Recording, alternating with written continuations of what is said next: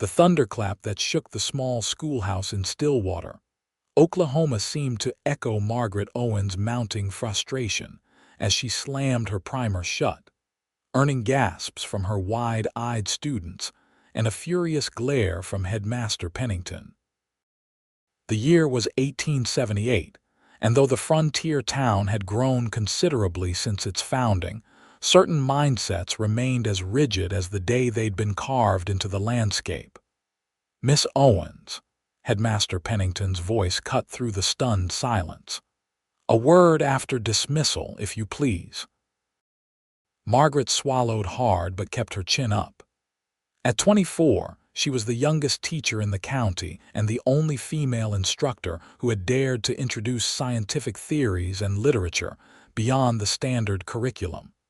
Now, it seemed, her boldness would cost her. When the last child had scurried out into the golden afternoon light, Margaret stood before Pennington's desk, hands clasped tightly to hide their trembling. "This is the third time this month you've deviated from the approved texts," Pennington said, his jowls quivering with indignation. "Teaching girls about anatomy beyond what's proper, encouraging the boys to question established authorities, and now suggesting that women might one day have the right to vote." The children asked questions, "Sir." "I merely provided truthful answers," Margaret replied, her voice steady despite her racing heart. "Your job is to teach them to read, write, and calculate. Nothing more." Pennington adjusted his spectacles, peering at her as if she were an insect under glass. "The school board has been patient with your progressive notions, Miss Owens. That patience has run its course." The words hit her like a physical blow. "Are you dismissing me, sir? Consider yourself warned. One more incident and you'll be replaced. This town needs a teacher who understands her place, not some Boston-educated bluestocking filling young heads with dangerous ideas." Margaret bit her tongue until she tasted blood. Her education at the Women's College in Massachusetts had been hard-won, paid for by years of her mother's sacrifices after her father died. To have it dismissed as a liability rather than an achievement stung worse than any physical punishment. "Yes, sir," she finally managed, the words like ash in her mouth. That evening, Margaret sat on the porch of her small rented room at Mrs. Holloway's boarding house, her journal open but empty before her. The setting sun painted Stillwater's Main Street in amber hues, the day's dust settling as horses and wagons made their final journeys before nightfall. "You look like you've been served a plate of sour pickles, Miss Owens," came a deep voice from the street. Margaret looked up to see Isaac Young dismounting from his chestnut gelding.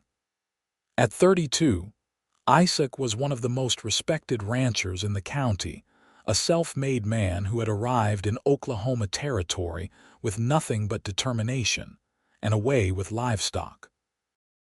His tall frame and sun-weathered face spoke of days spent in the saddle, but it was his eyes keen and thoughtful that always caught her attention. "Just contemplating the price of honesty in our fair town," she replied, closing her journal. Isaac tied his horse to the hitching post and approached the porch, removing his hat as was proper. His dark hair was damp with sweat, curling slightly at his neck. "Trouble at the school?" he asked, leaning against the porch railing. Margaret hesitated. Isaac served on the town council, though he rarely attended meetings, preferring the company of his cattle to that of politicians. Still, confiding in him might be unwise. "Nothing I can't handle," she said finally. Isaac studied her for a long moment. "My sister sends her regards. Says my nephew Thomas is actually enjoying his arithmetic now, thanks to your new teaching methods." A small smile broke through Margaret's gloom. "Thomas has a fine mind. He asks good questions." "Questions some folks don't want asked, I reckon," Isaac said quietly. Their eyes met in shared understanding. Isaac had never made his opinions on education obvious, but Margaret had noticed that the books he ordered from back east weren't just about cattle breeding. Philosophy, science, even political treatises could be found in the crates delivered to his ranch. "Will you be at the Founders' Day celebration tomorrow?" he asked, changing the subject. "I suppose I should make an appearance. The children have prepared recitations." Isaac nodded, settling his hat back on his head. "Then I'll see you there, Miss Owens. Try not to let old Pennington steal your joy in the meantime." As he mounted his horse and rode away, Margaret felt a curious lightness replace some of her dejection. Isaac Young had always been polite to her, but this was the first time they'd shared anything approaching a personal conversation. She wondered what he really thought about a woman who couldn't seem to stay within the narrow boundaries society had drawn for her. The Founders' Day celebration was in full swing when Margaret arrived the next morning. The town square had been transformed with bunting and tables laden with food. Children darted between adults, their best clothes already showing signs of play, while the town band attempted a patriotic melody with more enthusiasm than skill. Margaret had dressed carefully in her blue calico dress with the small white collar, respectable but not showy. Her auburn hair was neatly pinned under a modest hat, though a few curls had already escaped in the humid air. "Miss Owens!" Thomas Young came running toward her, his face alight with excitement. "Uncle Isaac said to tell you he's saved seats for the recitations." Margaret allowed the boy to lead her through the crowd to where Isaac stood talking with his sister, Martha Billings. Unlike her brother, Martha had been born and raised in Stillwater, marrying the local blacksmith when she was barely 18. Now 30 and the mother of 4, she had Thomas's hand and enthusiasm but lacked his curiosity. "Miss Owens," Martha nodded coolly. The woman had made it clear on several occasions that she found Margaret's teaching methods unnecessarily complicated. "Mrs. Billings," Margaret replied with equal formality before turning to Isaac. "Thank you for saving seats. The children have worked very hard on their presentations." "Wouldn't miss it," Isaac said, offering her a genuine smile that crinkled the corners of his eyes. "Thomas has been practicing his speech on the development of the Transcontinental Railroad until I could recite it in my sleep." The recitations went better than Margaret had dared hope. Even the most reluctant speakers found their courage, and when Thomas delivered his piece without a single mistake, Margaret felt a rush of pride so intense it brought tears to her eyes. "You've done wonders with them," Isaac murmured as they applauded. Before Margaret could respond, Headmaster Pennington approached, his face set in grim lines. "A word, Miss Owens," he said, not bothering to acknowledge Isaac. Margaret followed him to a quiet corner of the square, her earlier joy evaporating. "I've received complaints about Thomas Young's recitation," Pennington said without preamble. "Teaching 8-year-old boys about labor disputes and Chinese worker exploitation is precisely the kind of inappropriate material I warned you about." Margaret's cheeks burned. "The Transcontinental Railroad is part of our nation's history. Thomas was interested in the complete story, not just the sanitized version. You deliberately undermined parental authority by allowing this topic," Pennington hissed. "Martha Billings is outraged that her son came home talking about worker strikes. Perhaps she should speak with her brother," Margaret countered. "Isaac Young provided Thomas with the books that sparked his interest. Mr. Young's reading habits are not my concern. Your continued insubordination is." Pennington straightened his lapels. "The school board meets Monday. I'll be recommending your immediate dismissal." He walked away, leaving Margaret frozen in place. Dismissal meant more than just the loss of her position, it meant the end of her independence. Without a teaching job, she would be forced to return to Boston, to her mother's cramped apartment and the marriage proposals from men who wanted docile wives, not educated partners. Miss Owens. Isaac's voice broke through her spiraling thoughts. Are you unwell? Margaret blinked rapidly, fighting back tears. I'm perfectly fine, thank you. Isaac frowned, clearly not believing her. Something Pennington said has upset you. It's nothing I wish to discuss at a public celebration, she managed, her voice strained. Then perhaps you'll allow me to escort you somewhere quieter, he offered, extending his arm. Propriety dictated that she decline. Her reputation was already precarious. Being seen leaving the celebration with Isaac Young would only fuel gossip.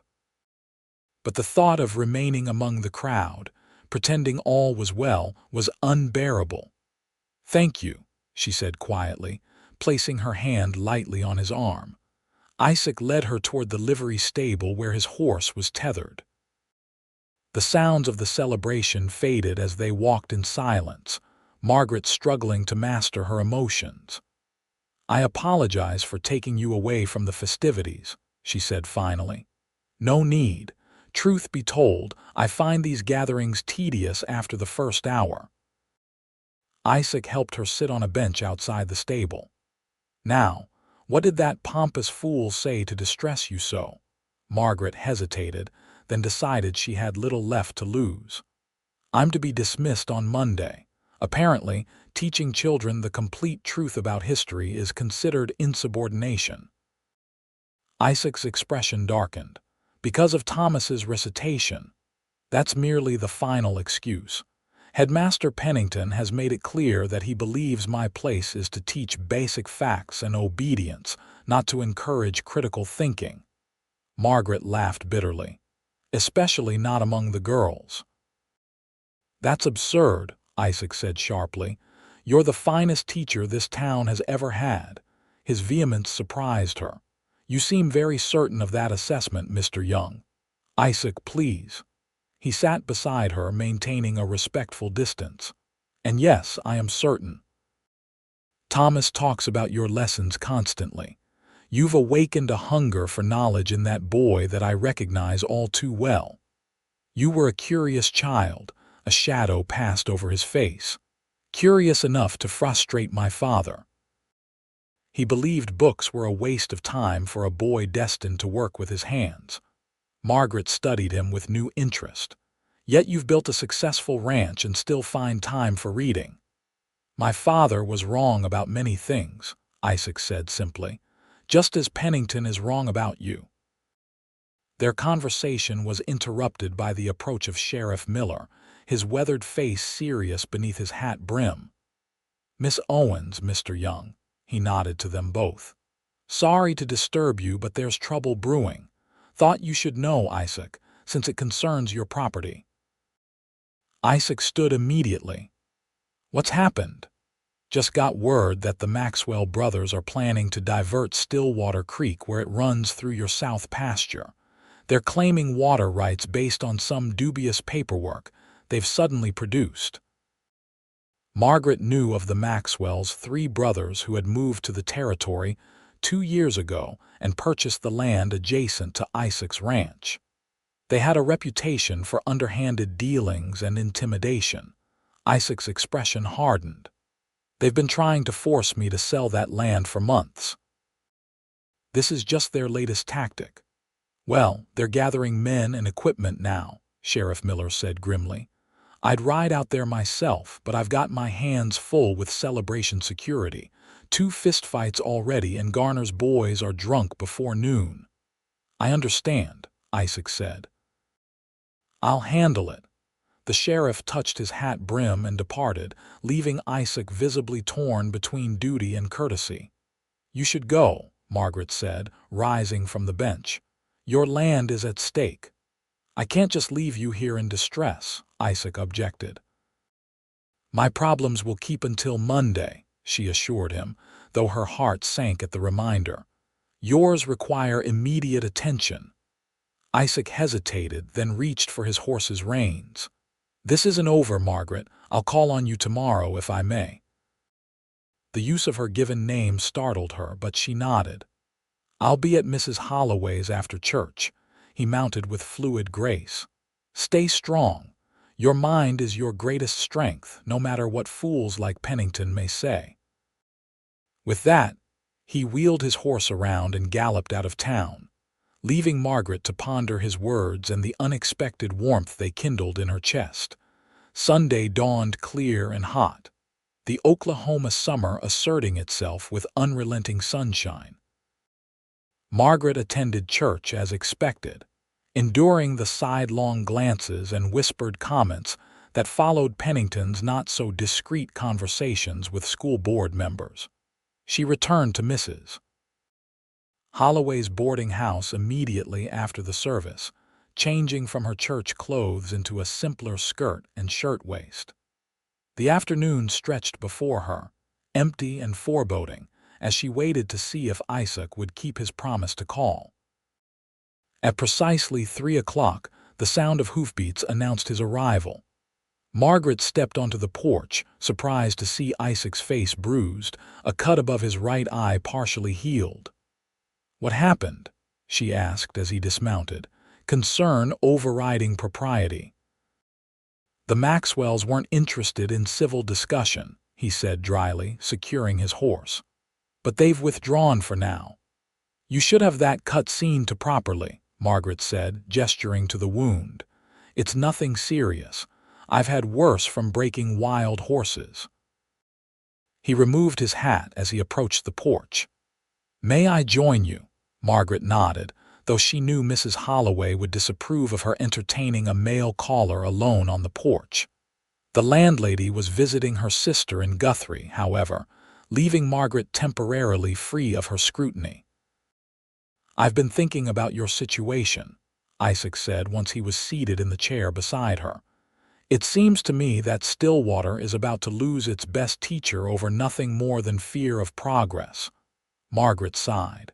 "It's more than that. The school board has never been comfortable with a woman who speaks her mind. I knew the risks when I accepted the position." "That doesn't make it right," Isaac argued. "Education should be about expanding horizons, not enforcing conformity." "A radical notion in these parts," Margaret said with a sad smile. "Perhaps." Isaac leaned forward, his expression earnest. "But what if there was another option? A way for you to continue teaching without answering to Pennington or the school board?" Margaret raised her eyebrows. "Unless you're suggesting I open my own school, I don't see how that's possible." "That's exactly what I'm suggesting," Isaac said, a spark of excitement in his eyes. "Not immediately, perhaps, but eventually. In the meantime, I have a proposition for you." Margaret tensed. She had received propositions from men before, usually thinly veiled offers that would compromise her reputation and independence. Isaac must have read her expression because he quickly clarified. "A professional proposition. My ranch employs 20 men, half of whom can barely sign their names. Several have families with children who receive no formal education because they live too far from town." "You want me to teach your ranch hands?" Margaret asked, puzzled. "Them, their children, and eventually others from outlying homesteads," Isaac explained. "I have a building that could be converted into a schoolroom and a small house nearby that's currently unused. It would be yours, rent-free, as part of your compensation." The offer was so unexpected that Margaret found herself speechless. Isaac continued. "The pay would match what the town offers, but without the restrictions on curriculum. You would be free to teach as you see fit." "Why would you do this?" Margaret finally asked. "You hardly know me." Isaac's gaze was steady. "I know enough. I know you believe in education as a path to freedom and opportunity. I know you respect your students enough to tell them the truth, even when it's complicated. And I know that minds like yours are rare in this territory, too rare to lose over petty small-town politics." "It's a generous offer," Margaret acknowledged, her mind racing. But wouldn't your association with me damage your standing in the community? Pennington has powerful friends. Pennington's friends are business associates, not my friends, Isaac corrected. And my standing comes from the success of my ranch, not social approval. Besides, education for ranch families makes practical sense. No one can criticize that.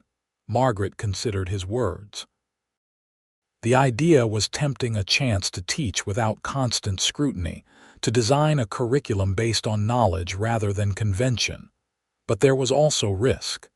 Living on Isaac Young's property, even in a separate house, would inevitably lead to gossip. I need time to think, she said finally. Of course. Isaac rose to leave. The offer stands regardless of what happens tomorrow, but I hope you'll consider it seriously, Margaret. Your talents shouldn't be wasted. After he left, Margaret sat for a long time on the porch, watching the Sunday quiet of Stillwater's Main Street.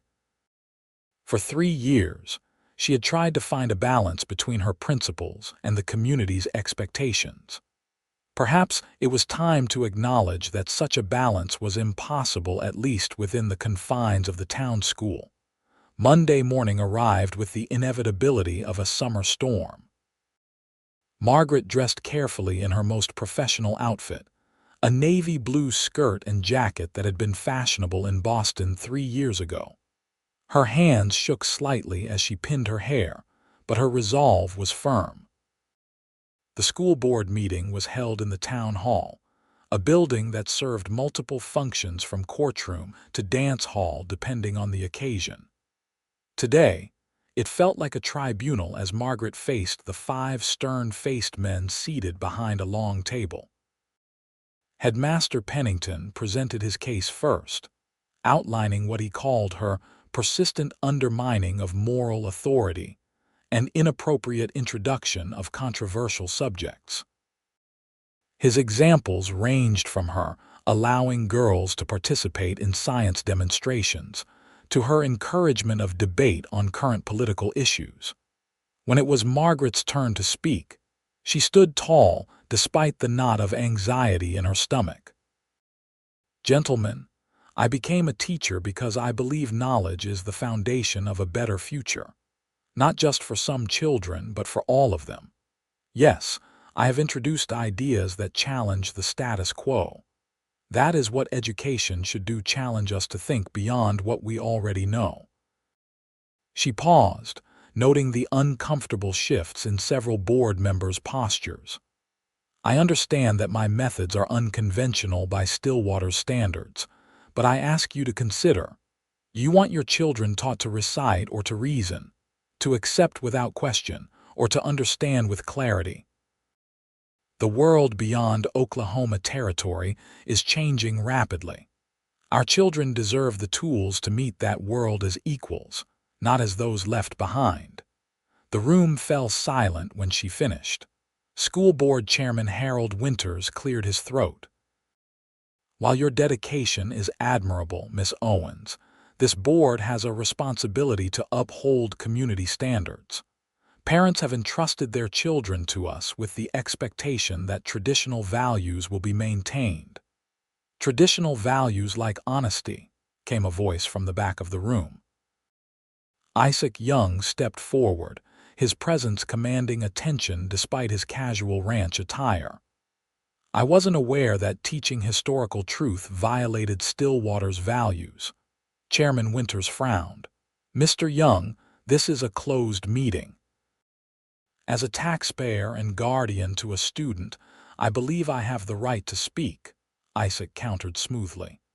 Especially when it appears the board is about to make a grave mistake. Martha Billings, who had been sitting quietly in a corner, rose indignantly. Isaac, what are you doing? Thomas is my son. Yes, and your son is thriving under Miss Owens's guidance, Isaac replied, his tone gentle but firm. He asks questions now, Martha. Real questions about how the world works. Isn't that what we want for our children? Not if it means questioning authority, Martha protested. Even authority should stand up to questioning if it's just, Isaac said quietly. Our father taught us blind obedience, and look what it got you married at 18 to a man who belittles your intelligence. A shocked murmur ran through the room. Martha's face flushed deep red, but she didn't contradict her brother. Gentlemen, Isaac addressed the board directly, before you vote to dismiss the most qualified teacher in this county, consider what message that sends. Are we a town that values progress and learning, or one that fears change so much we'll sacrifice our children's education to avoid it? This is highly irregular, Pennington sputtered. So is dismissing a teacher for doing her job well, Isaac retorted. I've spoken with several parents whose children attend Miss Owens's classes. Not one complained about her teaching, only about how Pennington has represented it. Chairman Winters looked troubled. Is this true, headmaster? Pennington's confident demeanor faltered slightly. I've received concerns from certain parties. Name them, Isaac challenged. The silence that followed was damning. Margaret watched the exchange with a mixture of astonishment and gratitude. She had expected to face the board alone, her fate already sealed. Isaac's intervention was both shocking and deeply moving. After several uncomfortable moments, Chairman Winters called for a brief recess. The board members filed into a side room while the observers in the main hall broke into hushed conversations. Isaac approached Margaret, his expression concerned. I apologize if I overstepped. I couldn't stand by and watch this farce continue. You didn't overstep, she assured him, fighting the urge to reach for his hand, though I'm still likely to be dismissed. Perhaps, he acknowledged. But it won't be without a fight. When the board returned 15 minutes later, their expressions were somber but less hostile. Chairman Winters addressed the room. After careful consideration, this board has decided to postpone any action regarding Miss Owens's employment until the end of the current school term. In the meantime, Headmaster Pennington will provide more direct supervision of curriculum matters. It wasn't a victory, but neither was it the immediate dismissal Margaret had expected. She caught Isaac's eye and saw his slight nod of recognition that they had won a reprieve, if not the war. As the meeting adjourned, Martha Billings approached her brother and Margaret, her expression conflicted. Isaac, what you said about Robert, that wasn't fair. Her voice was low, mindful of nearby ears. I'm sorry, Martha, Isaac replied sincerely, but it wasn't untrue, and it's relevant to this situation. You're allowing your husband's opinions to override what you know is best for Thomas. Martha's gaze shifted to Margaret. My son does love your class, Miss Owens. He's different since you started teaching him, more confident. Thomas has a natural curiosity, Margaret said gently. All I've done is encourage it. Martha nodded, then lowered her voice further. Robert doesn't know I'm here. He thinks I'm at the millinery shop. With that cryptic statement, she hurried away. Your sister seems caught in a difficult position, Margaret observed as they walked outside. Martha married Robert Billings to escape our father's house, Isaac explained grimly. She traded one tyrant for another. It's why I've always refused to force Thomas to work the ranch when he clearly has other talents. The parallel to her own situation wasn't lost on Margaret. How many women found themselves trapped between impossible choices, obedience or ostracism, conformity or condemnation? Does your offer still stand? She asked suddenly. About teaching at the ranch? Absolutely, Isaac assured her, though it seems you have a few months to consider it now. A few months of increased scrutiny and restricted teaching, Margaret pointed out. That's hardly a victory. Then perhaps you should accept my offer sooner rather than later, Isaac suggested, a hint of hope in his voice. Margaret studied his face, the sincerity in his eyes, the quiet strength in his bearing. In the week since their conversation at the Founders' Day celebration, something had shifted between them. What had begun as mutual respect was evolving into something deeper, something that both thrilled and frightened her. "I'll visit the ranch this Saturday," she decided, "to see the facilities you mentioned. After that, I'll give you my answer." Isaac's smile warmed his entire face. "I'll send a wagon for you at noon." As he tipped his hat and walked toward his horse, Margaret felt a peculiar sense of possibility open before her, as if a door she hadn't known existed had suddenly been revealed. The remaining days of the school week passed in a haze of tension. True to the board's decision, Headmaster Pennington observed Margaret's classes daily, his disapproving presence casting a pall over the normally lively classroom. The children seemed to sense the change, their questions becoming fewer and more hesitant. On Friday afternoon, as Margaret was erasing the chalkboard after dismissal, Pennington approached her desk. "I trust you've recognized the wisdom in adhering to approved materials, Miss Owens," he said, the smugness in his tone barely concealed. "I've recognized many things this week, sir," Margaret replied carefully. "Good. With proper guidance, you might yet become a suitable teacher for our community." He gathered his papers, preparing to leave. "Though I must warn you against continued association with certain individuals who lack proper respect for educational authority." Margaret stiffened, knowing exactly whom he meant. "My personal acquaintances are my own concern, Headmaster." "Not when they reflect on the moral character of our teachers," Pennington countered. "Isaac Young may be a successful rancher, but his progressive notions are well known. His interference at the board meeting was most inappropriate." "He spoke as a concerned guardian," Margaret defended. "He spoke as a man with an obvious personal interest in you," Pennington corrected sharply. "Such entanglements are unbecoming for a teacher in this community." Margaret felt heat rise in her cheeks, partly from embarrassment, partly from anger. "There is no entanglement, sir. Mr. Young and I share educational philosophies, nothing more. See that it remains so," Pennington advised coldly. "The board's decision can be revisited at any time if new concerns arise." After he left, Margaret sank into her chair, trembling with suppressed emotion. The implied threat was clear. Her fragile professional standing could be revoked if she pursued any connection with Isaac Young. Yet the thought of severing that connection filled her with unexpected sorrow. In just a few encounters, Isaac had shown her more genuine respect and understanding than she'd experienced since arriving in Stillwater. He valued her mind, her principles, the very qualities others found threatening. Saturday dawned bright and clear, the Oklahoma summer in full glory. Margaret dressed in a practical skirt and blouse suitable for visiting a working ranch, her mind made up despite a night of restless deliberation. At precisely noon, a wagon pulled up outside Mrs. Holloway's boarding house.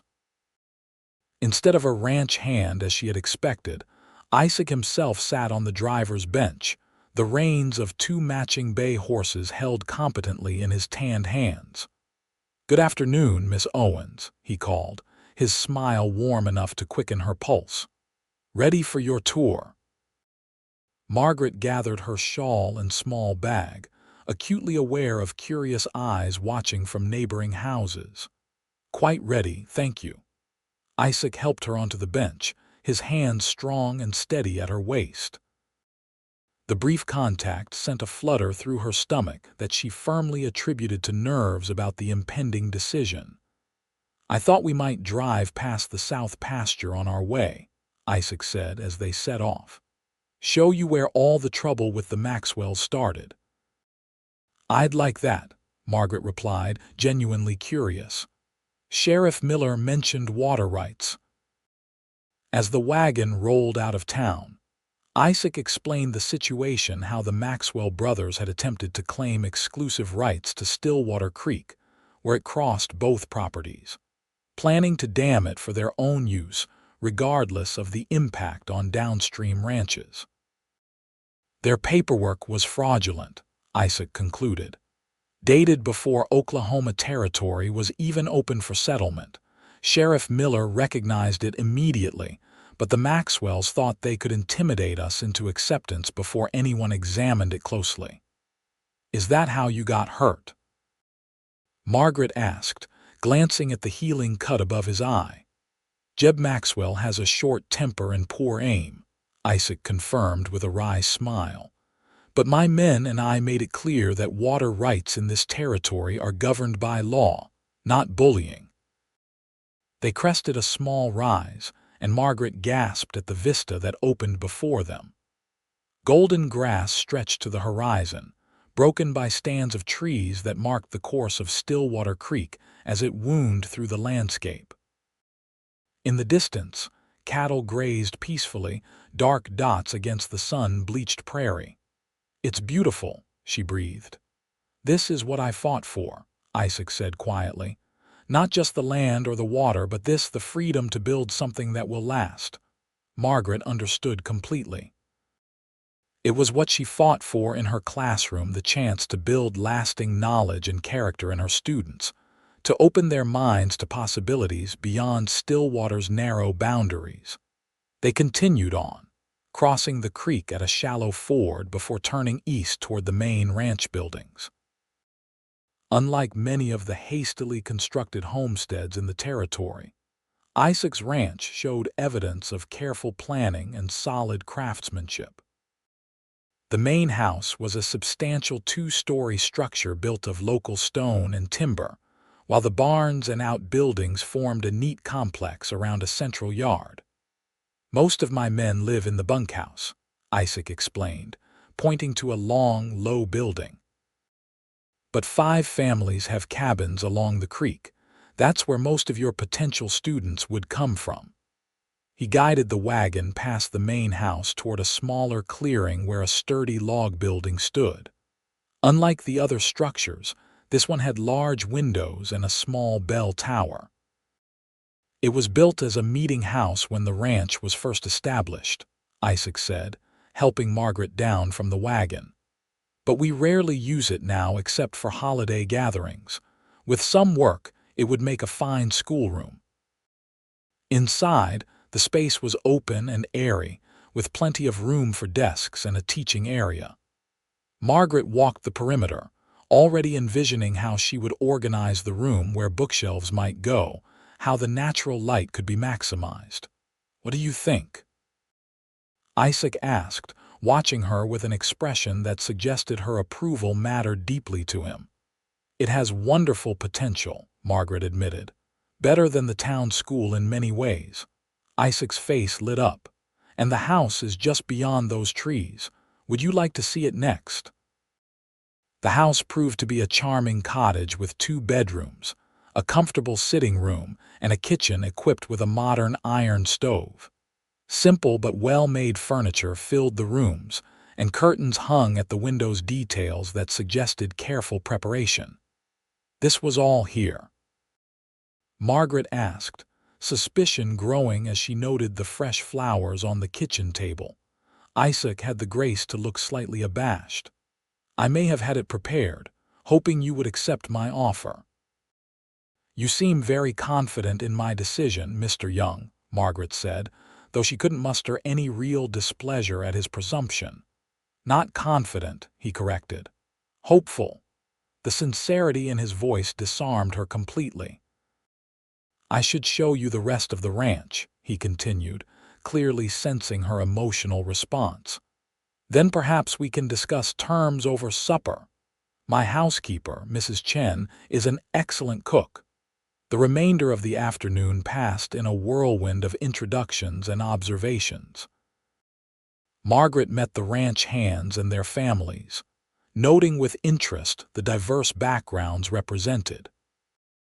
Isaac employed not only local cowboys but also a Chinese cook, a former slave from Mississippi who now managed the horse breeding program, and several Mexican vaqueros whose expertise with cattle was legendary in the territory. "Your ranch is like a small community," Margaret remarked as they returned to the main house as the sun began to set. "That's exactly my intention," Isaac replied. "A community where skill and character matter more than where you come from or what you look like." Supper was served in the main house's dining room, a surprisingly elegant space given the frontier setting. Mrs. Chen, a dignified woman of perhaps 50, served a meal that combined traditional American dishes with subtle Chinese influences, roast beef alongside perfectly seasoned vegetables that Margaret couldn't quite identify but thoroughly enjoyed. As they ate, Isaac outlined his proposal in more detail. The school would begin with the ranch children and any from neighboring homesteads who wished to attend. Margaret would have complete freedom to design her curriculum and teaching methods, with a salary equal to her town position, plus the house and provisions from the ranch stores. "And what do you gain from this arrangement?" Margaret asked, the question that had been bothering her all day finally surfacing. Isaac set down his fork, his expression thoughtful. "Educated workers make better decisions. Children who learn to think clearly become adults who can innovate and adapt. It's a practical investment in the future of the ranch." "A surprisingly progressive view for a cattle rancher," Margaret observed. "My father believed education was wasted on those destined for physical labor," Isaac said, echoing their earlier conversation. "He was wrong. I learned that lesson the hard way after several costly mistakes that could have been avoided with proper knowledge." Margaret nodded, understanding dawning. "So this isn't charity, it's a business decision." "Partly," Isaac admitted, "but not entirely." He hesitated, then continued more softly. "I also believe in what you're trying to accomplish, Margaret, education that liberates rather than constrains. Knowledge that empowers rather than intimidates. Those principles matter to me personally, not just professionally." His words resonated so perfectly with her own beliefs that Margaret felt a surge of connection unlike anything she'd experienced before. Here was someone who truly understood what drove her, who valued rather than feared her commitment to truth and learning.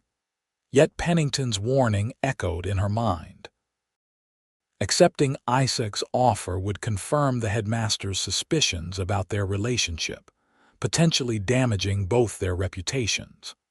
More importantly, it would blur the lines between professional and personal in ways that could compromise Margaret's hard-won independence. "I should return to town," she said finally. "It's getting late." If Isaac was disappointed by her lack of immediate acceptance, he didn't show it. "Of course. I'll have the wagon brought around." The journey back to Stillwater was quieter than their outbound trip, both lost in thought as the first stars appeared in the darkening sky. When they reached Mrs. Holloway's boarding house, Isaac helped Margaret down from the wagon with the same careful courtesy he had shown all day. "Thank you for considering my proposal," he said, standing a proper distance away on the darkened street. "Whatever you decide, I want you to know that I admire your courage and conviction, Margaret Owens." "Thank you for offering me a choice when others would have offered only judgment," she replied, her voice unexpectedly husky with emotion. "I'll give you my answer soon." That night, Margaret lay awake for hours, weighing her options. The town school offered stability and respectability, but at the cost of her principles and teaching freedom. Isaac's proposal promised autonomy and respect for her methods, but brought complications of proximity and perception. Yet beyond these practical considerations lay a more troubling question. Was she drawn to Isaac's offer because of the teaching opportunity, or because of Isaac himself? The distinction mattered deeply to a woman who had built her life around professional achievement rather than personal attachment. Sunday morning found her still undecided as she prepared for church. The service passed in a blur, her attention divided between the minister's sermon and her own internal debate. When the congregation filed out into the churchyard afterward, Margaret noticed Isaac speaking with Sheriff Miller near the hitching posts. He caught her eye briefly, but made no move to approach her, a courtesy she appreciated given the public setting. As Margaret was about to leave, Martha Billings intercepted her, Thomas at her side. "Miss Owens," Martha said, her voice uncharacteristically hesitant. "Thomas has something he'd like to ask you." The boy looked up earnestly. "Are you really leaving the school, Miss Owens?" "Billy Stevens said his pa heard you're going to teach at Uncle Isaac's ranch instead."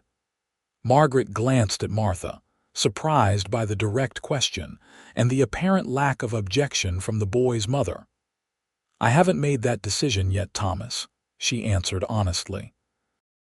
"But if you do go, could I still be in your class?" Thomas persisted. "I told Ma that's where I want to go to school." "Thomas," Martha chided softly, though without real conviction. Margaret was touched by the boy's loyalty. "That would be up to your parents, Thomas. But I would welcome you if they agreed." Martha's expression was complicated concern warring with something that looked almost like wistful envy. "Robert would never allow it," she said quietly. Then, with a glance to ensure no one was listening, she added, "But what Robert doesn't know won't hurt him. Thomas could ride with Isaac when he comes to town." The implication stunned Margaret. Martha Billings, who had seemed so firmly aligned with conventional thinking, was offering to deceive her husband to ensure her son's education. "Mrs. Billings, my brother was right about one thing," Martha interrupted, a flash of the same determination Margaret had seen in Isaac briefly visible. "Thomas deserves better than what limited choices forced on me. If you decide to teach at the ranch, we'll find a way for him to attend." With that surprising declaration, Martha guided Thomas away, leaving Margaret to ponder how many quiet rebellions might be occurring beneath Stillwater's seemingly conformist surface. The decision crystallized for her then, not in a dramatic epiphany, but in the quiet recognition that she could accomplish more good, touch more lives, by accepting Isaac's offer than by continuing her increasingly constrained teaching in town. She found Isaac still conversing with Sheriff Miller, waiting until their discussion concluded before approaching. "Mr. Young," she said formally, mindful of the public setting, "might I have a moment of your time?" Isaac excused himself from the sheriff and walked with Margaret to a more private spot beneath an oak tree at the edge of the churchyard. "I've made my decision," Margaret said without preamble. "I accept your offer with one condition." Isaac's expression brightened, though he maintained a properly reserved demeanor. "Name it." "I want a contract," Margaret stated firmly. "A written agreement outlining my responsibilities, compensation, and most importantly, my educational autonomy. I need to know that my position won't be subject to the same arbitrary restrictions I've faced in town." "A sensible precaution," Isaac agreed without hesitation. "I'll have the papers drawn up tomorrow. When would you like to begin?" "I'll fulfill my obligation to the town school until the end of this term, 2 more weeks. That should give me time to properly prepare my students for the transition and avoid accusations of abandonment." "Admirable, if not surprising," Isaac commented with a slight smile. "I'll have the cottage prepared for your arrival, thank you." Margaret hesitated, then added, "I want you to know that my decision is based on the educational opportunity, not on other considerations." Isaac's eyes met hers, understanding the unspoken concern. "I would expect nothing less from a woman of your principles, Miss Owens. Rest assured that your position at the ranch will depend solely on your professional merits, regardless of any personal regard I may hold for you." The acknowledgement of personal regard sent a flutter through Margaret's chest, but she appreciated his directness. Then we understand each other." "I believe we do," Isaac replied, his voice warm with an emotion that belied their formal words. As Margaret walked back to her boarding house, she felt lighter than she had in months. The path ahead would not be easy. There would be gossip, disapproval, and likely open hostility from certain quarters. But for the first time since arriving in Stillwater, she would be free to teach according to her conscience and convictions. The next morning, Margaret submitted her resignation to a visibly smug headmaster Pennington, who made little effort to hide his satisfaction. "I trust you'll maintain proper decorum for your remaining time with us," he said as he accepted her letter. "The children should not be exposed to disruptive influences during this transition. The children will continue to receive the best education I can provide, Headmaster," Margaret replied coolly. "As they always have." News of her resignation and impending move to the young ranch spread through Stillwater with the speed only small-town gossip could achieve. By afternoon, Mrs. Holloway was giving her disapproving looks, and several mothers pulled their daughters aside when Margaret passed them on the street. The children, however, reacted with dismay when she announced her departure. "But who will teach us about the stars, Miss Owens?" asked Sally Jenkins, a bright 10-year-old whose interest in astronomy had been kindled by Margaret's evening observation sessions. "And what about our debate tournament?" William Foster added, genuinely distressed. "You said we'd hold it before summer vacation." "We still will," Margaret assured them. "I'll be here for 2 more weeks and we'll make them count. As for after that—" She hesitated, uncertain how much to reveal. "Are you really going to teach at Mr. Young's ranch?" Thomas asked, unable to contain his excitement. "Ma says I might be able to go there too." A ripple of interested murmurs spread through the classroom. "I will be starting a small school there, yes," Margaret confirmed. "But that doesn't mean our time together has to end completely. I hope to organize special activities that all of you will be welcome to attend, regardless of where you take your regular lessons." It was a promise made somewhat impulsively, but as Margaret considered it further, she recognized its potential.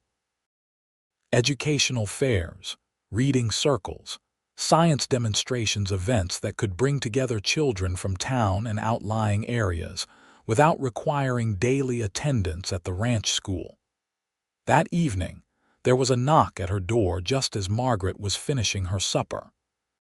She opened it to find Isaac standing on the porch, hat in hand and a leather portfolio under his arm.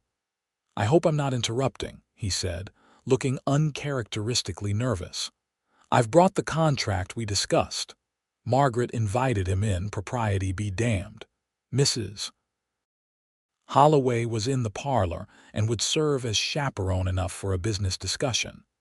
They sat at the small table in Margaret's room, reviewing the document Isaac had prepared. True to his word, it outlined a fair salary, comfortable accommodations, and most importantly, complete educational autonomy. The initial term was for 1 year, with options for renewal based on mutual agreement. "This is very thorough," Margaret commented, impressed by the detailed provisions for books, supplies, and even a small discretionary fund for educational excursions. "I wanted to ensure there would be no misunderstandings," Isaac replied, watching her reaction carefully. "Is there anything you'd like to add or change?" Margaret considered for a moment. "I'd like to include a provision for public educational events opportunities for children from town to participate in special activities at the ranch school. It would help maintain connections and perhaps reduce some of the division this arrangement might create." Isaac's face broke into a genuine smile. "A brilliant suggestion. Educational diplomacy, if you will." "Exactly," Margaret agreed, returning his smile. They finalized the details, and Margaret signed the contract with a sense of ceremony that befitted its importance in her life. As Isaac prepared to leave, he hesitated at the door. "I know there will be talk," he said quietly. "People assuming the worst about your reasons for accepting this position." "People will always talk," Margaret replied with hard-won resignation, "but we know the truth of our arrangement." "Yes," Isaac agreed, though something in his expression suggested he might wish for that truth to be different. "Until 2 weeks from Saturday, then. I'll send the wagon for you and your belongings." The following days passed in a whirlwind of preparation, both for Margaret's departure and for the special activities she had promised her students. The debate tournament proceeded as planned, with William Foster's impassioned argument for women's suffrage winning top, honors a fitting tribute to Margaret's influence. On her final day at the town school, the children presented her with a handmade book containing letters, drawings, and pressed wildflowers. Even Headmaster Pennington seemed moved by the obvious affection her students demonstrated, though he maintained his disapproving stance regarding her future plans. "I hope you realize what you're sacrificing, Miss Owens," he said, as she packed her personal items after dismissal. "Professional respectability is not easily regained once lost." Margaret straightened, meeting his gaze directly. "I'm not sacrificing respectability, Headmaster. I'm redefining it. There's a difference." The morning of her departure dawned with a spectacular Oklahoma sunrise, bands of crimson and gold stretching across the eastern sky. Margaret had packed her books and clothing, the sum total of her worldly possessions, fitting into 3 trunks and several smaller bags. As promised, Isaac's wagon arrived promptly at 9, driven by his foreman, Daniel Whitehorse, a Cherokee man whose quiet competence had impressed Margaret during her visit to the ranch. "Miss Owens," Daniel greeted her with a respectful nod. "Mr. Young sends his regrets that he couldn't come himself. There was trouble with the Maxwells again." Margaret's concern must have shown on her face because Daniel quickly added, "Nothing serious this time, just legal papers to respond to," with Mrs. Holloway watching disapprovingly from the porch. Margaret's belongings were loaded onto the wagon. Several of her former students had gathered to see her off, including Thomas Young, who bounced with excitement. "Uncle Isaac said I can start coming to school next week," the boy announced proudly. "Ma's going to tell Pa I'm helping at the mercantile after regular school." Margaret squeezed his shoulder gently. "I look forward to having you in class, Thomas, but remember our agreement about respecting your mother's decisions." The boy nodded solemnly, understanding the delicate situation. As the wagon pulled away from Stillwater, Margaret felt a curious mixture of emotions: sadness at leaving her first teaching post, anxiety about the unknown challenges ahead, but predominantly a sense of liberation that grew stronger with each mile that separated her from the town's restrictive expectations. The ranch was bustling with activity when they arrived, men moving purposefully between buildings while others worked with horses in the corral. Margaret noticed immediately that the schoolhouse had been transformed: fresh paint on the exterior, a new sign above the door reading simply "Young Ranch School," and a flagpole installed beside the entrance. Isaac emerged from the main house as the wagon pulled up, his face lighting up at the sight of her. Despite her determination to maintain professional boundaries, Margaret couldn't help the warmth that spread through her at his evident pleasure in her arrival. "Welcome to your new home," he said, helping her down from the wagon. "I hope you'll find everything to your satisfaction." The cottage had been further prepared for her arrival: curtains hung at the windows, a vase of wildflowers on the kitchen table, and most impressively, bookshelves installed in the sitting room, already partially filled with volumes from Isaac's own collection. "These are on loan until your school library is properly established," he explained as Margaret ran her fingers over the leather-bound spines. "I thought you might find them useful for curriculum planning. This is extraordinarily thoughtful," Margaret managed, genuinely moved by his attention to detail. "Thank you." "It's entirely selfish," Isaac replied with a smile that suggested the opposite. "The sooner you're settled, the sooner education can begin." The next week passed in a flurry of preparation. Word of the new school spread quickly through the surrounding homesteads, and Margaret soon found herself with 15 prospective students ranging in age from 6 to 16. Among them were the children of ranch hands, neighboring farmers, and even a family of recent German immigrants who spoke little English but were eager for their children to learn. Thomas Young arrived for his first day beaming with pride, having successfully navigated the deception necessary to attend.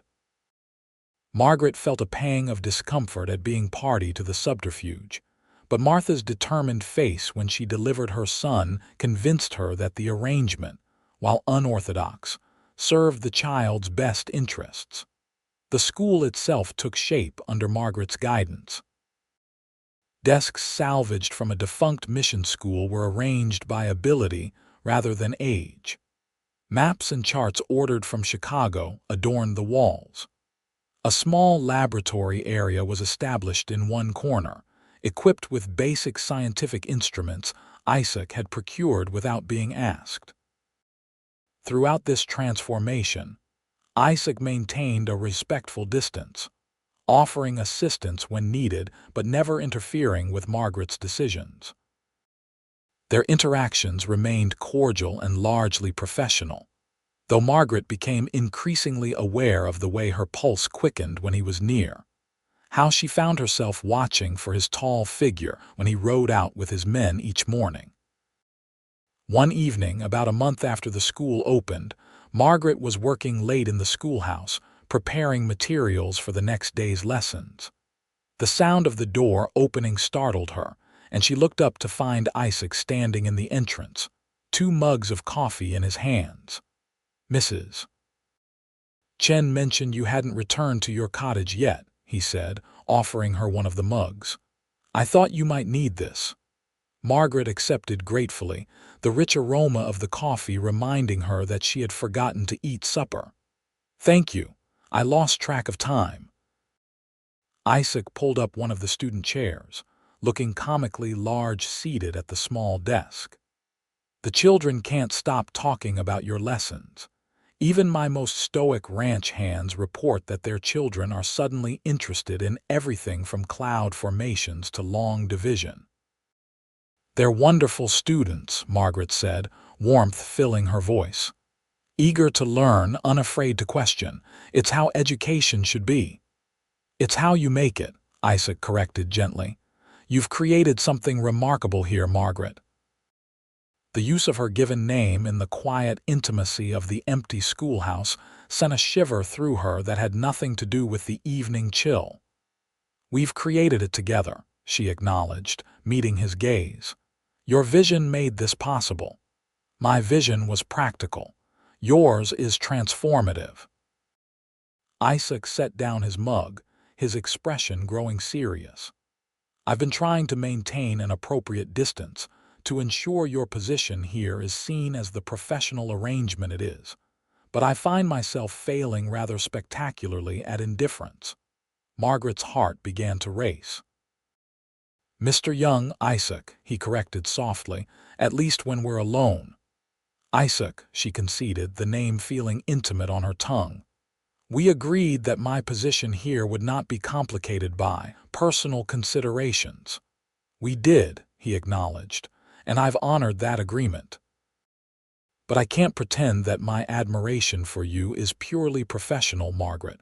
It would be dishonest, and I value honesty too highly to maintain such a pretense." Margaret set down her own mug, her hands suddenly unsteady. "What are you saying exactly?" "I'm saying that I find myself thinking about you at the most inconvenient moments," Isaac admitted, a rueful smile tugging at his lips. when I should be focusing on cattle prices or water rights. I'm wondering what book you're reading or what new idea you've shared with your students. I'm saying that my respect for your mind and principles has evolved into something deeper, something I've never experienced before. The confession hung between them, honest and unadorned. Margaret felt simultaneously terrified and exhilarated by his words. "I've worked so hard for independence," she said finally, her voice barely above a whisper. "To be valued for my mind, not seen as merely someone's wife or daughter." "I know," Isaac replied, not moving closer though his eyes never left hers. "It's precisely that independence of thought and spirit that I admire most. I would never ask you to diminish yourself to accommodate me. And the school, if this, whatever this is between us, were to become complicated, the school is yours," Isaac said firmly, "regardless of anything else that might develop between us. The contract ensures that." Margaret studied him in the lamplight, this man who had defended her principles, respected her boundaries, and now offered his heart with the same straightforward honesty he brought to everything else. "I need time," she said finally. "This is unexpected." "Take all the time you need," Isaac replied, rising from the small desk. "I've said what I needed to say. The rest is entirely up to you." He left her then, the sound of his boots on the wooden steps fading into the night. Margaret remained at her desk long after, her lesson plans forgotten as she contemplated the choice before her, a choice between the safety of professional distance and the unknown territory of allowing herself to care for a man who valued her mind as her greatest strength. Days passed, then weeks, their interactions returning to careful courtesy despite the unresolved feelings between them. The school flourished, with enrollment growing to 22 students as word spread of Margaret's innovative teaching methods. Even more gratifying, the educational events she organized began drawing children from town, bridging the divide she had feared her departure would create. The first frost of autumn had just touched the prairie when trouble arrived in the form of Robert Billings, his face contorted with fury as he rode into the ranch yard one Saturday morning. "Where is my son?" he demanded, dismounting with such force that his horse shied nervously. "Where is the woman who's been filling his head with nonsense?" Margaret had been working in the garden beside her cottage and emerged to find Isaac already confronting the irate blacksmith. "Lower your voice, Billings," Isaac warned, his stance relaxed but alert. "There's no need for this display." "No need." Robert's voice rose even higher. "I find out my wife and son have been lying to me for months that Thomas has been attending this unauthorized school instead of learning an honest trade, and you tell me there's no need for anger." Margaret stepped forward, unwilling to let Isaac face the man's wrath alone. "Mr. Billings, Thomas has been receiving an excellent education here. His mathematical abilities in particular are exceptional." Robert's glare shifted to her, contempt evident in his expression. "So you're the schoolmarm who thinks she knows better than a father what his son needs. The one who's been teaching girls alongside boys as if they were equals." "They are equals in their capacity to learn," Margaret replied evenly, though her heart pounded. "And Thomas has thrived in this environment. My son will learn a trade, not waste his time with books and theories," Robert spat. "And he certainly won't be taught by a woman who couldn't keep her position in a proper school. Martha told me everything: how you were dismissed for inappropriate teaching, how you've taken up residence on a bachelor's ranch. It's indecent." Isaac moved then, placing himself slightly in front of Margaret. "You're mistaken on several counts, Billings." Miss Owens resigned her position to accept a better opportunity. Her reputation is beyond reproach, as is the quality of her teaching.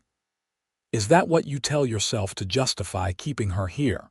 Robert sneered, The whole county knows the real arrangement." Margaret felt a surge of anger replace her fear. "Mr. Billings, whatever you may think of me, please don't punish Thomas for your prejudice. He has genuine academic gifts that deserve cultivation." "My son will be a blacksmith like his father," Robert declared flatly. "He's done with this nonsense, and Martha will answer for her deception when I get home." The threat implicit in his words chilled Margaret's blood. "Mr. Billings, please," but Robert had already remounted his horse. "Thomas won't be returning to your school. And I'll be speaking to other parents about the kind of education their children are receiving here."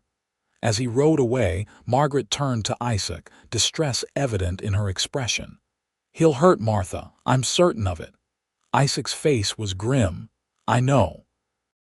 It's not the first time, though she tries to hide it." "We have to do something," Margaret insisted. "And Thomas, he'll be devastated." "I'll ride into town, speak with Sheriff Miller," Isaac decided. "Billings has been warned about his temper before. Maybe an official reminder will cool him down."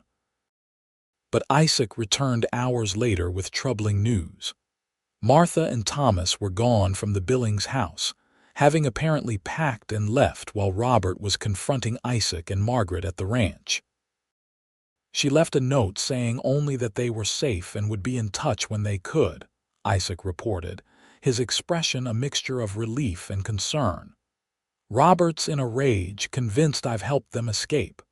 "Have you?" Margaret asked, surprised by how fervently she hoped the answer was yes. "Not directly," Isaac admitted, "but Martha knew she could count on my support if she ever decided to leave.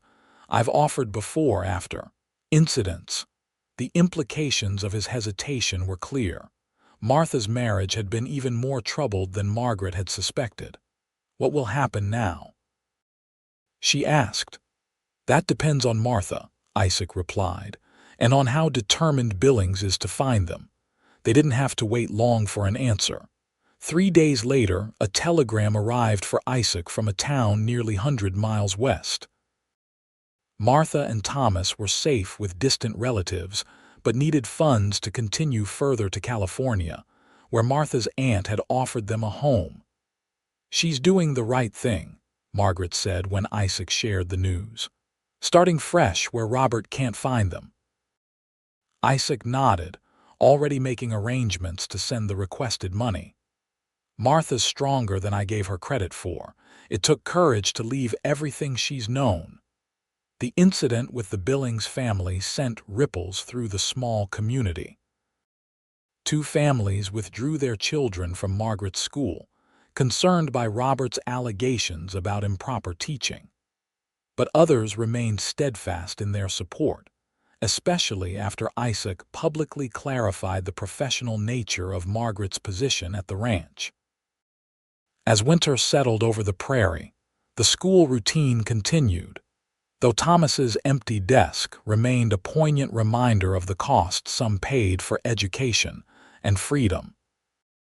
Margaret threw herself into her teaching with renewed dedication, determined that every child in her care would develop the critical thinking skills and knowledge necessary to make their own choices in life. Isaac respected her unspoken request for space to process her feelings, maintaining friendly but largely professional interactions. But Margaret found herself increasingly aware of his absence, missing their conversations and the quiet understanding that had grown between them. One evening in early December, as the first heavy snow blanketed the ranch, Margaret heard a knock at her cottage door. She opened it to find Isaac standing on her porch, snowflakes dusting his shoulders and hat. "I apologize for calling so late," he said, removing his hat. "But I've just received a letter from Martha and Thomas. I thought you'd want to know they're safely settled in San Francisco." Margaret invited him in, propriety less important than hearing news of her former student. "How are they? Is Thomas continuing his education?" Isaac's face brightened as he shrugged off his heavy coat. "Better than well. Martha has found work as a seamstress with a fashionable shop, and Thomas is attending a school that apparently has scientific equipment that would make you envious." "That's wonderful news," Margaret said sincerely, preparing coffee for them both. "There's more," Isaac continued, accepting the steaming mug she offered. "Martha has filed for divorce, a bold step but possible in California with evidence of cruelty. She's building a new life entirely on her own terms." The pride in his voice as he spoke of his sister's courage resonated deeply with Margaret. This was the quality that had first drawn her to Isaac, his genuine respect for women's autonomy and intelligence, so rare in a world that viewed femininity as inherently subservient. "She's fortunate to have your support," Margaret said softly. "Families should support each other's growth, not constrain it," Isaac replied, his gaze meeting hers with an intensity that made her breath catch. "The same is true of any meaningful relationship." The air between them seemed to thicken with unspoken feelings. Margaret set down her coffee cup, her decision crystallizing in that moment of clarity. "I've been afraid," she admitted, her voice barely above a whisper.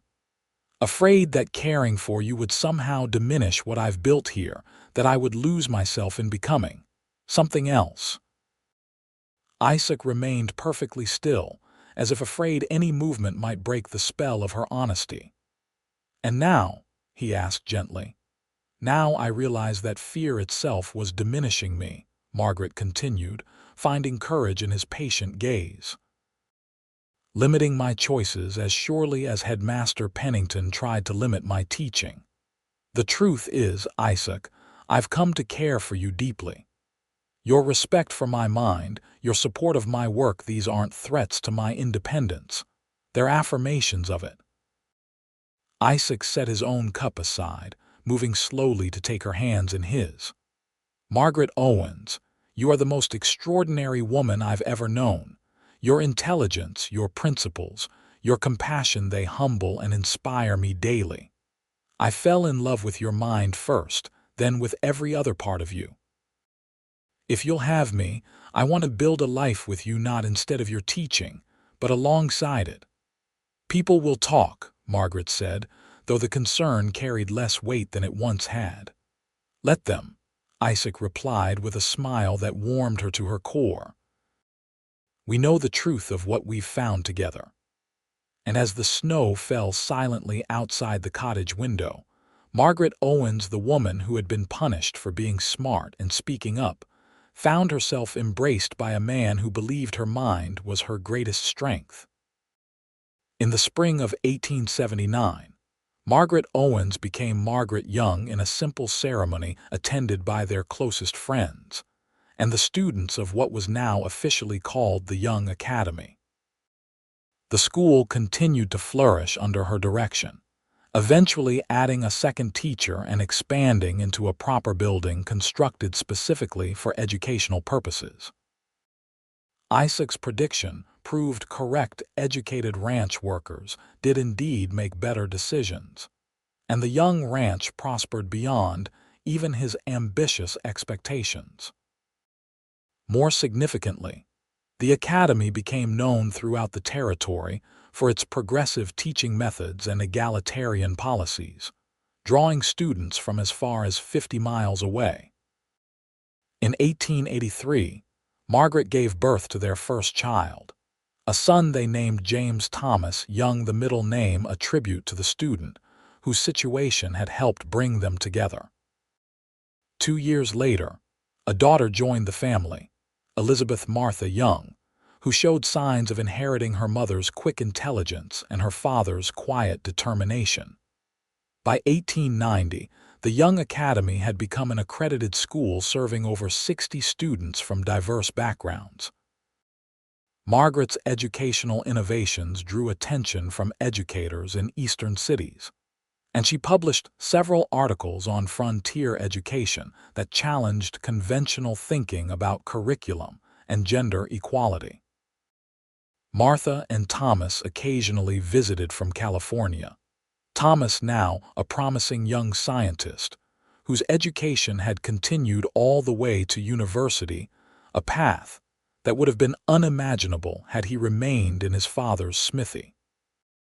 On the 10th anniversary of the school's founding, Isaac surprised Margaret with a gift, a new bell for the tower, cast with an inscription she found deeply moving. "Knowledge rings freedom. MOY, whose mind is her greatest strength." That evening, as they sat on the porch of their home, expanded now to accommodate their growing family, Margaret reflected on the journey that had brought her to this place of fulfillment and purpose. "You ever regret leaving Boston for the frontier?" Isaac asked, watching her thoughtful expression. "Never," Margaret replied without hesitation. "Despite all the challenges, I found what I was truly seeking here, not just the freedom to teach as I believed was right, but someone who valued that belief as much as I did." Isaac took her hand, the gesture still sending a flutter through her heart after all their years together. "We've built something important, haven't we? Something that will outlast us both." Margaret nodded, gazing at the school building visible in the distance, where future generations would continue to learn that knowledge was not a threat to be feared, but a strength to be cultivated, just as a certain cowboy had once told a determined schoolteacher under an Oklahoma sky. "Yes," she said simply, "we have." And as the sunset painted the prairie in gold and amber hues reminiscent of that first day she had visited the ranch, Margaret Owens Young knew with absolute certainty that she had found her true home not in a place, but in a partnership that honored both her independence and her heart, her principles and her passions, her past and her future. In the years that followed, the Young Academy became a cornerstone of education in Oklahoma Territory, its reputation for excellence drawing students from increasingly diverse backgrounds. Margaret's teaching philosophy that education should liberate rather than constrain became the institution's guiding principle, attracting dedicated teachers who shared her vision. When Oklahoma achieved statehood in 1907, Margaret was invited to serve on the state's first Education Commission, a position that allowed her to influence teaching standards throughout the region.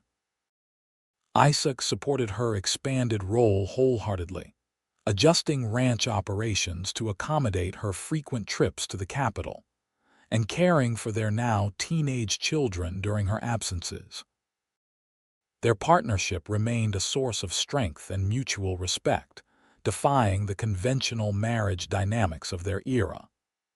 Isaac valued Margaret's intellectual contributions to both their personal and business decisions, while she appreciated his unwavering support of her professional ambitions. In 1915, as war raged in Europe and America stood on the precipice of involvement, James Young, now a respected doctor, enlisted in the medical corps, while Elizabeth pursued advanced studies in mathematics at a women's college in the East, following in her mother's footsteps while forging her own path. Isaac and Margaret watched their children's choices with pride, knowing they had raised them to think independently and act on their convictions, the very qualities that had first drawn them to each other nearly 4 decades earlier. In their later years, as gray streaked their hair and the vigor of youth gave way to the wisdom of experience, Isaac and Margaret remained inseparable companions. They could often be found on the porch of their home, surrounded by books and sharing observations about the rapidly changing world around them. And when visitors asked the secret to their enduring partnership, Isaac would smile at the woman beside him, still sharp-minded and outspoken despite her years, and reply with the words that had changed both their lives on a dusty frontier street. "I recognized early that her mind was her greatest strength." Everything good that followed came from valuing that truth.